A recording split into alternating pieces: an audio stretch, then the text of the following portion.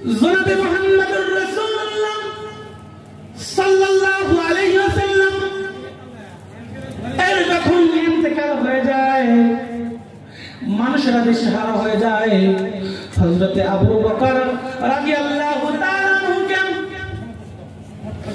সবার মত অনুসারে হযরত আবু বকর রাদিয়াল্লাহু তাআলা আনহুকে খেলাফতের সিংহাসনে যখন অধিষ্ঠিত করা হয়, হযরত আবু বকর রাদিয়াল্লাহু তাআলা আনহু খেলাফতে অধিষ্ঠিত হওয়ার পর ইসলামের বিভিন্ন বিধিবিধান পালন করার জন্য মুসলমানদেরকে উদ্বুদ্ধ করেন।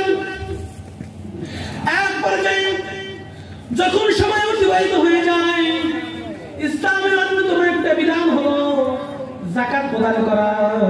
আল্লাহ রাব্বুল আলামিন পবিত্র কোরআনের অসংখ্য জায়গায় আল্লাহ তাআলা বলেন, আকিমুস সালাতা ওয়াতুজ যাকাত। আল্লাহ তাআলা বলেন, তোমরা নামাজ প্রতিষ্ঠা করো এবং পাশাপাশি তোমরা মানুষদেরকে যাকাত দাও।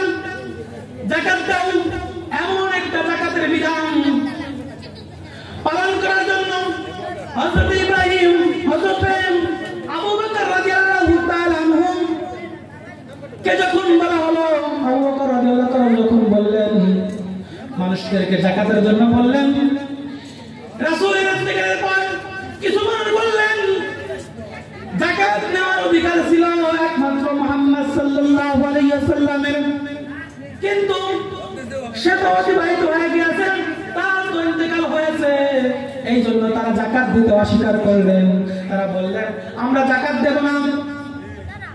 কিছু মানুষ রাসূল সাল্লাল্লাহু আলাইহি ওয়াসাল্লামের ওফাত হওয়ার পর কিছু মানুষ ভাবলেন, যেহেতু আল্লাহ রাসূল নাই, সেহেতু এই ইসলাম আর টিকে থাকবে না।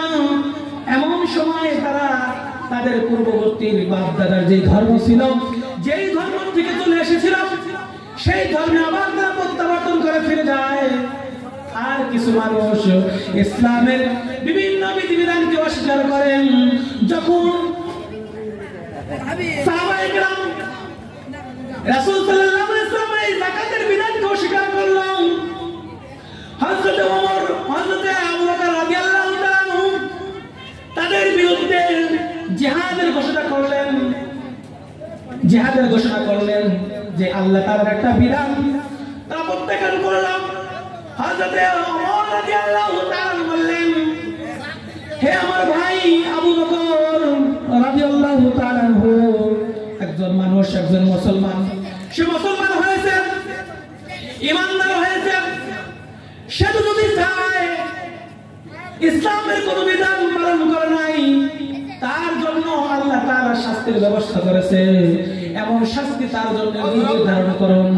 কিন্তু হযরত ওমর রাদিয়াল্লাহু তাআলা আনহুর কথা শুনে আবু বকর রাদিয়াল্লাহু তাআলা আনহু বললেন, হে ভাই ওমর, তুমি শোনো, এটা শুধুমাত্র একটা যাকাতের একটা বিধান নাই, এটা আল্লাহ রাব্বুল আলামিনের পক্ষ থেকে একটা ফরজ বিধান। যদি একজন মুসলমান আল্লাহ রাব্বুল আলামিনের ফরজ বিধানকে অস্বীকার করে, আমি আল্লাহর নবীর সাহাবী, আমি এখন এই সমাজের ভিতরে রাষ্ট্রনায়ক, আমি বলে দিলাম এই কাজটা যদি কোনো মুসলমান করে, আমি রাষ্ট্রনায়ক হয়ে ঘোষণা দিলাম, ইসলামের বিধান অস্বীকার করার কারণে আমি তার জন্য যুদ্ধের ঘোষণা করে দিলাম। ইসলামের একটা বিধান কে অস্বীকার করার কারণে একজন মানুষের বিরুদ্ধে হযরত আবু বকর রাদিয়াল্লাহু তাআলা আনহু ঘোষণা করলেন, তাহলে ভাবেন, যুদ্ধের ঘোষণা করলেন, তাহলে ভাবেন আমাদের জীবন থেকে কতগুলো বিধান আমরা অস্বীকার করতেছি, একটু চিন্তা করেন।